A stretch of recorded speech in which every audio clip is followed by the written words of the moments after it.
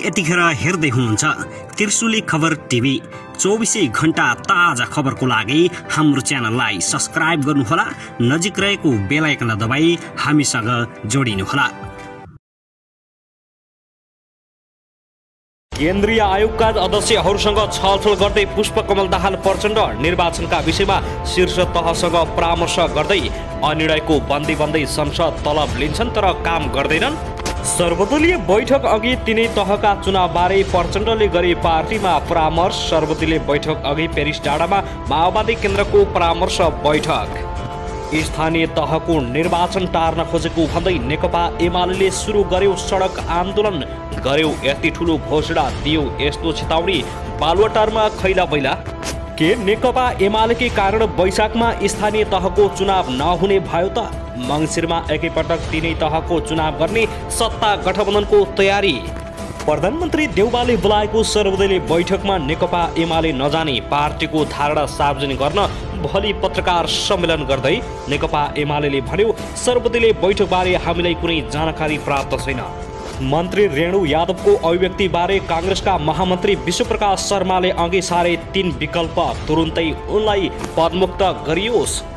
र माओवादी केन्द्रका अध्यक्ष प्रचण्डको प्रस्ताव अन्ततः ओलीकै बाटोमा। देउबाले बोलाएको सर्वदलीय बैठकमा एमाले नजाने, प्रदीप कुमार गेवाली भन्छन् अल मिलाउन बोलाएको बैठक हो। सर्वदलीय बैठक अघि बाबुराम भट्टराईले गरे एमालेको कडा आलोचना। अब हेर्नुहोस् पुरा समाचार।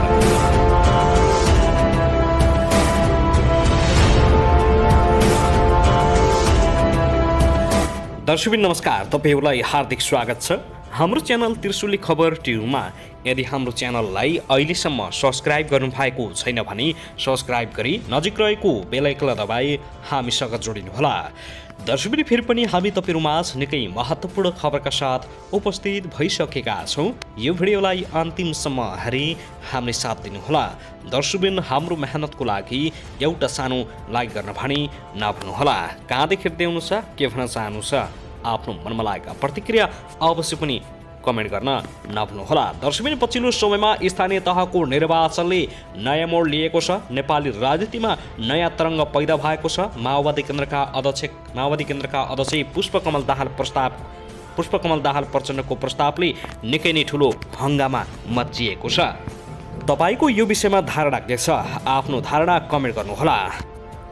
दर्शकबिन आउनुहोस् अब पहिलो खबरतर्फ लागौं। जनता समाजवादी पार्टी जसपाका संघीय परिषद अध्यक्ष डा बाबुराम भट्टराईले प्रमुख प्रतिपक्षी दल नेकपा एमालेको कडा रूपमा आलोचना गरेका छन्। प्रधानमन्त्री शेरबहादुर देउवाको आह्वानमा आज शनिबार बिहान 9 बजेपछि सर्वदलीय बैठक बोलाइएको थियो। यसअघि गत पुस 4 गतेको सर्वदलीय बैठक पनि बहिष्कार गरेको नेकपा एमाले आजको बैठकमा पनि सहभागी हुने कुरा यो खबर लेख्दासम्म निश्चित भइसकेको छैन।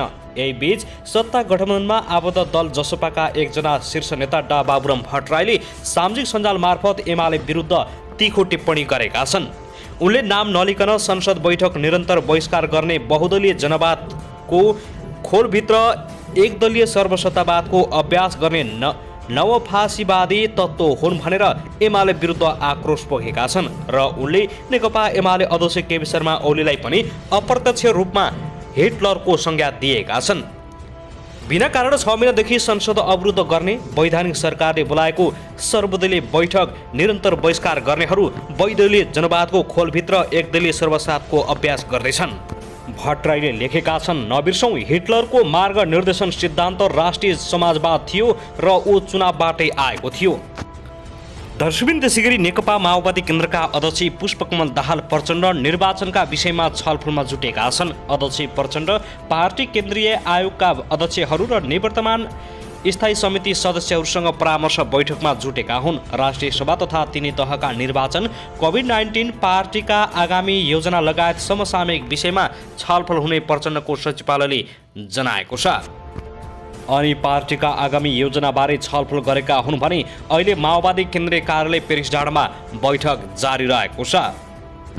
दर्शकबिन त्यसैगरी प्रमुख प्रतिपक्षी दल नेकपा एमाले सर्वदलीय बैठकबारे कुनै पनि जानकारी प्राप्त नभएको बताएको छ। स्थानीय तहको निर्वाचनबारे छलफल गर्न प्रधानमन्त्री शेरबहादुर देउवाले शनिबार बिहानका लागि सर्वदलीय बैठक बोलाएका थिए।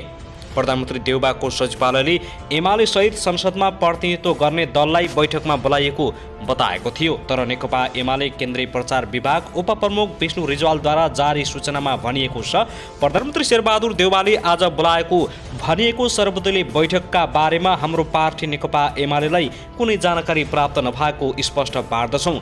यो सूचना एमालेको आधिकारिक फेसबुक पेजमा राखिएको छ।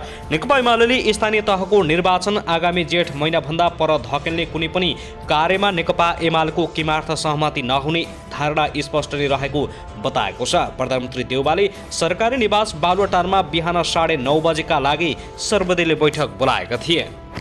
त्यसगरी यता भने नेपाली काङ्ग्रेसका महामन्त्री विश्वप्रकाश शर्माले भौतिक पूर्वाधार तथा यातायात मन्त्री रेणु यादवलाई पदमुक्त गर्नुपर्ने बताएका छन्। हिंसा भड्काउने अभिव्यक्ति दिएकाले पदीय मर्यादा विपरीत अभिव्यक्ति ठहर गर्दै प्रधानमन्त्री शेरबहादुर देउवाले पदमुक्त गर्नुपर्ने सुझाव दिएका हुन्। कोरोना संक्रमण भएपछि आइसोलेसनमा बसेका महामन्त्री शर्माले मन्त्रीको गैर जिम्मेवारी अभिव्यक्ति उपचार 3 विकल्प भन्दै सामाजिक सञ्जाल मार्फत पदीय मर्यादा विपरीत अभिव्यक्ति ठहर गर्दै प्रधानमन्त्रीद्वारा पदमुक्त गर्नुपर्ने सुझाव दिएका हुन्। शर्माले 3वटा सुझाव दिँदै यादवलाई राजीनामा दिन आग्रह समेत गरेका छन्। कोरोना संक्रमित भएर आइसोलेसनमा बसेका शर्माले सुझाव दिँदै भनेका छन्, स्वयं व्यक्तिद्वारा भूल स्वीकार र क्षमा याचना वा सम्बन्धित दलद्वारा पहल कदमी र राजीनामा वा पदीय मर्यादा विपरीत अभिव्यक्ति ठहर गर्दै प्रधानमन्त्रीद्वारा पदमुक्त गर्नुपर्छ, शर्माले ट्विटरमा लेखेका छन्। त्यस्तै शर्माले 3 उपचारका पछिल्तिर 3 कारण समेत औलाएका छन्। उनले राज्यको जिम्मेवारीमा बस्नेले अभिव्यक्ति र व्यवहार तुलनात्मक रूपले बढी जिम्मेवारी हुनुपर्ने बताएका छन्। एक राज्यले जिम्मेवारीमा बस्नेको अभिव्यक्ति र व्यवहार तुलनात्मक रूपले बढी जिम्मेवार हुने पर्दछ। 2 हिंसा भड्काएको अभिव्यक्ति जोसुकैबाट होस् स्वीकार्य हुने छैन। 3 नम्बरमा रहेको छ विगतको हिंसा देशका लागि गम्भीर पाठ बन्नुपर्छ, रोमान्सको अभिव्यक्ति बन्नुहुन्न, जय नेपाल उनले भनेका छन्। दर्शकबिन त्यसैगरी प्रधानमन्त्री शेरबहादुर देउवाले आज बोलाएको सर्वदलीय बैठकमा प्रमुख प्रतिपक्षी दल नेकपा एमाले नजाने भएको छ भने चुनावबारे छलफल गर्नका लागि भन्दै प्रधानमन्त्रीले बोलाएको सर्वदलीय बैठकमा एमाले नजाने एमालेका उपसचिव प्रदीप कुमार गेवालले जानकारी दिएका छन्। स्थानीय निर्वाचन नगर्ने नियतका साथ सर्वदलीय बैठक बोलाएका कारण आफूहरू सहभागी नहुने गेवालीको भनाइ छ। बैठक अहिले 9:30 बजेबाट बालुवाटारमा बसिरहेको छ। शुक्रबार उच्च स्तरीय राजनीतिक समन्वय समितिको बैठकपछि स्थानीय तहको निर्वाचनबारे छलफल गर्न सर्वदलीय बैठक बोलाइएको प्रधानमन्त्रीको सचिवालयले जनाएको हो। सर्वदलीय बैठक बोलाउनु अघि काङ्ग्रेस सभापति समेत रहेका देउवाले शुक्रबार साँझ पार्टीका नेताहरूसँग छलफल गरेका थिए। एमाले अध्यक्ष केपी शर्मा ओलीले समसामयिक विषयमा भोलि पत्रचार गर्ने भएका छन् भने प्रधानमन्त्रीले देशवासीका नाममा गरेको सम्बोधन, स्थानीय निर्वाचन लगायतका विषयमा भोलि पत्रकार सम्मेलन मार्फत एमाले आफ्नो आधिकारिक धारणा सार्वजनिक गर्ने उपमहासचिव गेवालले बताएका हुन्। त्यस्तै वैशाख जेठमा सङ्घीय संसदको निर्वाचन गर्ने माओवादी केन्द्रका अध्यक्ष पुष्पकमल दाहाल प्रचण्डको प्रस्तावको चौतर्फी आलोचना भएपछि सत्ता गठबन्धनले एकैपटक 3 तहको निर्वाचनबारे छलफल थालेको छ। स्थानीय तहको निर्वाचनको मिति घोषणामा अलमल गरिरहेको गठबन्धनले एकैपटक 3 तहको निर्वाचन गर्नका लागि कानुनी व्यवस्थाबारे निर्वाचन आयोग, कानुन व्यवसायी र संविधानविदसँग परामर्श गर्ने निर्णय गरेको छ। प्रधानमन्त्री निवास बालुवाटारमा हिजो शुक्रबार बसेको उच्च स्तरीय राजनीतिक समन्वय समितिको बैठकले 2074मा 3 चरणमा भएको स्थानीय तह निर्वाचन मध्ये कुनलाई आधार मान्ने भन्नेबारे निर्वाचन आयोग र संविधानविदसँग परामर्श गर्ने निर्णय लिएको छ। समिति बैठकले वैशाखमा सङ्घीय चुनाव गर्ने प्रस्तावमाथि छलफल गरेको छ भने बरु कानुनी आधार बनाएर एकैपटक 3 तहको निर्वाचन गर्न छलफल सुरु भएकाले स्थानीय तहको निर्वाचन झनै अलिनमा परेको छ। 2074 वैशाख 31, असार 14 र असोज 2मा गरी स्थानीय तहको निर्वाचन 3 चरणमा भएको थियो। राष्ट्रिय जनमोर्चाकी नेत्री दुर्गा पौडेलले निर्वाचन 3 चरणमा भएकाले कुन मितिलाई आधार मानेर स्थानीय तहको निर्वाचन गराउने भन्ने विषयमा दुविधा देखिएकाले त्यसको निर्कुल गरेर अघि बढ्ने सहमति भएको बताएका छिन्। यहाँ संविधान र ऐन बाँझियो, त्यसकारण यसबारे संविधान कानुनविद र कानुनविदसँग 1-2 दिन भित्रै छलफल गरेर निष्कर्षमा पुग्नेछौँ उनले भनेकी छिन्। संविधान र कानुनविदले 2074 को असार 14 वा असोज 2मा भएको निर्वाचनलाई आधिकारिकता मान्नुपर्ने सुझाव दिए। कार्तिक मङ्सिरमा एकैपटक 3 तहको निर्वाचन गर्न सकिने गठबन्धनका नेताहरूको बुझाइरहेको छ। तर एकैपटक निर्वाचन गर्दा बाँचिन सक्ने कानुनी व्यवस्थाबारे संविधानविदसँग परामर्श गर्ने निर्णय भएको सञ्चार मन्त्री एवं सरकारका प्रवक्ता ज्ञानेन्द्र बहादुर कार्कीले बताएका छन्।